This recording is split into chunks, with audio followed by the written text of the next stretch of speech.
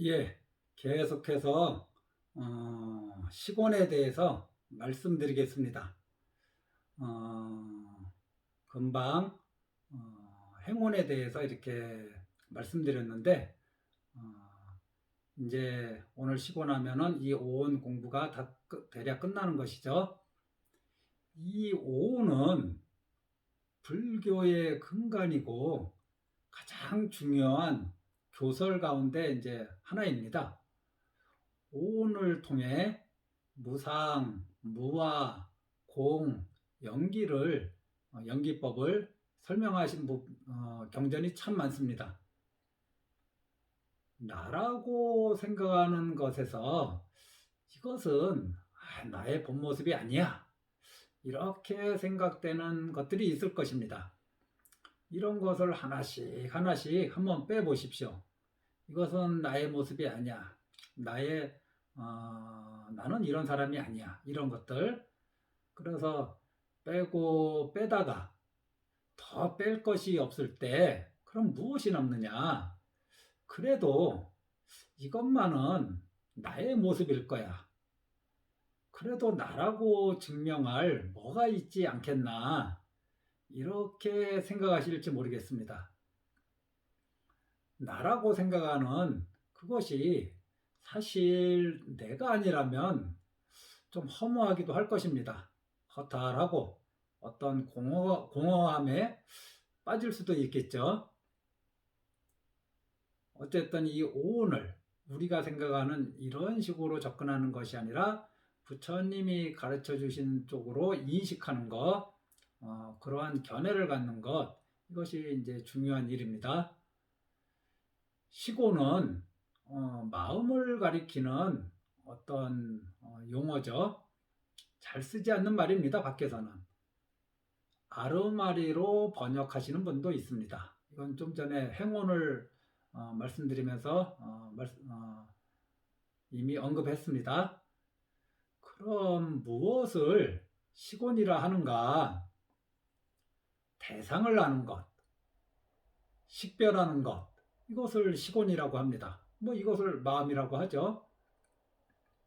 신 것도 식별하고, 쓴 것도 식별하고, 뭐 매운 것도 식별하고, 단 것도 식별하고, 뭐 떫은 것도 식별하고, 뭐 떫지 않은 것도 식별하고, 뭐 이런 거죠. 이처럼 식별하는 것을 마음 또는 시곤 이렇게 이제 얘기합니다. 대상을 아는 것 또는 식별하는 것은 반드시 느낌, 인식, 그 다음에 이제 마음 작용들, 행원, 그러니까 수원, 상원, 행원이란 이런 마음 작용, 마음 씀 이런 것들과 같이 움직이고 이런 마음 작용들이 있어야 이 시곤, 마음을 우리가 알아차릴 수 있습니다. 그래서 마음은 항상 느낌, 인식, 여러 가지 마음 작용이 있어야 파악할 수 있다고 말씀드린 것입니다. 다시 한 번 더 말씀드립니다. 부처님께서 왜 몸과 마음을 이 5가지 오온으로 해체해서 설명하셨는가? 그것은 물질은 무상하고 느낌은 무상하고 인식은 무상하고 마음작용들, 마음씀 이것들은 무상하고 이 마음 자체, 마음은 무상하다는 것을 알려주시기 위한 것입니다. 무상하다고 알지 못하면 탐욕이 일어나죠. 성냄이 일어납니다. 어리석음도 일어나죠. 무상하다는 것을 조금이라도 알면 탐욕과 성냄과 어리석음이 그만큼 줄어듭니다. 법을 의지처로 삼으라는 말은 무상을 아는 인생을 살아가라는 것이고 자기를 의지처로 삼으라는 말은 탐욕과 성냄과 무지, 이 어리석음을 자신이 없애야지 남이 없애줄 수 없다는 것이기도 합니다. 자기 인생은 자기가 선택하고 자기가 책임지는 것입니다. 다만 선택할 때 탐욕과 성냄과 어리석음으로 선택하지 말라는 것이 부처님의 이 자등명, 법등명 유언 아닙니까? 이 탐욕 등의 족쇄에서 벗어나는 것, 이것을 우리는 도다, 도 또는 뭐 해탈 이렇게 얘기합니다. 해탈하면 이제 해탈했다라는 그 지혜가 생기는데 이것을 해탈지견이라고 한다고 합니다. 해탈하는 것을 아는 거죠. 탐진치에 빠지는 것도 마음이 하는 일이고 탐진치에서 해탈하는 것도 마음이 하는 일입니다. 그렇다면 이 마음, 곧 시곤이 바로 나인가, 내 자신인가, 뭐 실체가 있는 것인가? 부처님은 마음은 온 가운데 그냥 하나일 뿐이다. 마음은 무상하다. 마음은 찰나에 생하고 찰나에 멸한다. 마음은 흘러가는 것이다. 대상을 알고 식별하는 기능이 있을 뿐이다. 뭐 우리 혀가 맛을 식별하듯이 마음 역시 그 대상을 식별하는 것이죠. 이렇게 마음은 조건 발생입니다. 그래서 고정불변한 마음은 없습니다. 그러므로 마음을 우리가 절대화하면 안 되죠. 불교는 마음의 종교라고 하지만 그렇다고 마음이란 실체를 인정하는 것은 아닙니다. 눈의 대상은 모양과 색깔입니다. 모양이었거나 색이 없으면 눈으로 볼 수 없죠. 귀의 대상은 소리입니다. 소리가 안 나는 것은 귀가 알아차릴 수 없죠. 식별할 수 없죠. 코의 대상은 냄새입니다. 냄새가 없다면 코가 무엇을 식별하겠나요? 혀의 대상은 맛입니다. 몸의 대상은 접촉입니다. 그리고 마음의 대상을 불교에서는 법이라고 부릅니다. 부처님의 가르침을 법이라고 우리가 부르잖아요. 그런데 전혀 다른 의미인데 이 마음의 대상을 또 우리는 법이라고 합니다. 이런 말 들어보셨죠?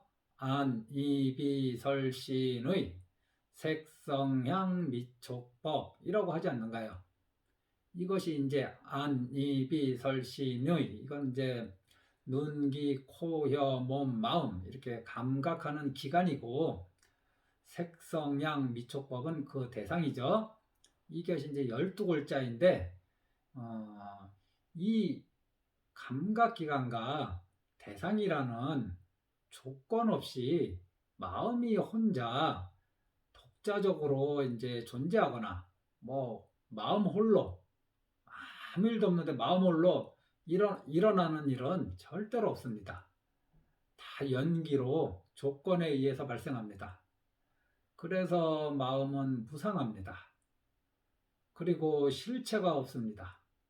앞에서 말씀드렸듯이 마음은 찰나생 찰나멸하며 흐를 뿐이다 이렇게 말씀드렸습니다.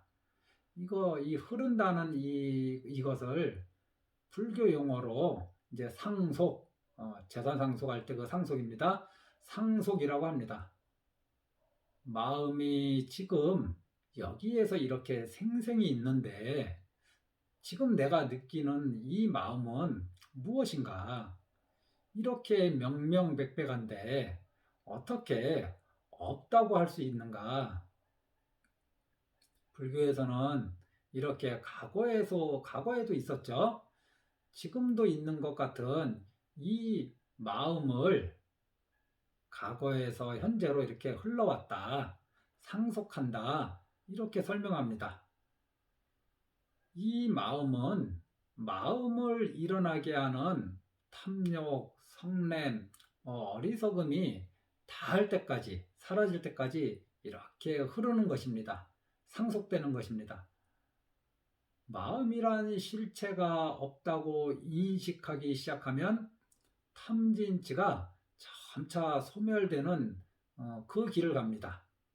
그리고 탐진치가 완전히 소멸하면 마음이란 실체는 없는 거구나. 이것을 완전히 알게 되는 구조입니다. 지금은 그래도 마음이 있는 것 같으실 것입니다. 일단 마음이 일으키는 생각에 너무 끌려다니지 마십시오. 그 마음이 특히 어둡고 그늘진 기운을 가지고 있다면 툭툭 털어내십시오. 좋은 것을 생각하며 살기에도 짧은 인생입니다. 누구를 원망하고 미워하고 욕심내며 살기에는 너무 짧은 인생입니다. 행복하게 살기에도 너무 짧은 인생입니다. 그러니 지금 일어나지 않은 좋은 생각을 조금 일어나도록 이렇게 마음의 힘을 좀 쓰고, 이미 어떤 좋은 생각이 일어났으면 더 커지도록 이렇게 하십시오. 그것이 불자님들을 행복으로 인도할 것입니다. 모두 건강하십시오. 아미타불.